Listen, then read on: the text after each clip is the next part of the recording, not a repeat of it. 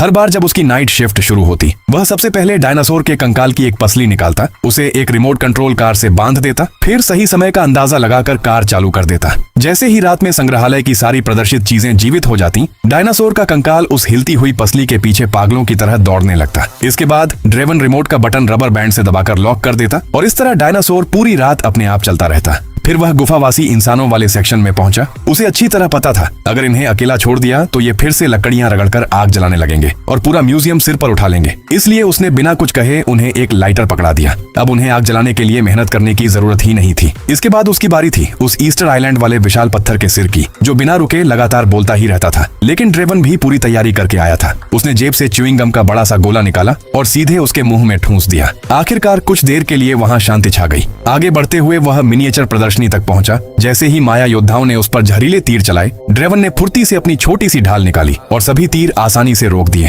जाते जाते वह मुस्कुराते हुए बोला, बस इतनी ही ताकत है तुम्हारी। इसके बाद वह म्यूजियम के दूसरे हिस्सों का हाल देखने निकला, लेकिन तभी उसकी नजर एक अजीब नजारे पर पड़ी। रोमन सैनिक एक विशाल लकड़ी के लट्ठे से दीवार तोड़ने की कोशिश कर रहे थे ताकि अपना इलाका और बड़ा कर सके। उधर सामने वाले वाइल्ड वेस्ट सेक्शन में काउबॉय डायनामाइट लगाकर उसी दीवार को उड़ाने की तैयारी कर रहे थे। दोनों पक्षों के बीच लड़ाई शुरू होने ही वाली थी। ड्रेवन तुरंत बीच में पहुंचा और दोनों नेताओं को अलग कर दिया। उसने सख्त लहजे में कहा, अगर तुम सब शांति से साथ रहोगे तो मैं तुम्हें दूसरे हिस्सों में भी घूमने दूंगा, लेकिन अगर लड़ाई की तो तुम्हें भी उन छोटे माया लोगों की तरह बंद कर दूंगा। दोनों पक्ष उसकी बात मान गए। ड्रेवन मुस्कुराते हुए बोला, ठीक है, अब अच्छे बच्चों की तरह रहना, मुझे और भी काम है। इसके बाद वह सीधे उस सबसे शरारती बंदर के पास पहुंचा, जिसे चाबियां चुराने की बुरी आदत थी। लेकिन इस बार ड्रेवन पहले से तैयार था। उसने असली चाबी की जगह नकली चाबी निकालकर बंदर के सामने रख दी। बंदर खुशी खुशी उसे लेकर खेलने लगा। ड्रेवन हंसते हुए उसका मजाक उड़ाने लगा, अरे वाह अंकल, ड्रेवन ने तो छोटे डेक्सी को बेवकूफ बना दिया। ये तो छोटे बच्चों वाली चाबियां हैं, खूब खेलो इनके साथ। कल तुम्हारे लिए छोटा सा डायपर भी लेकर आऊंगा,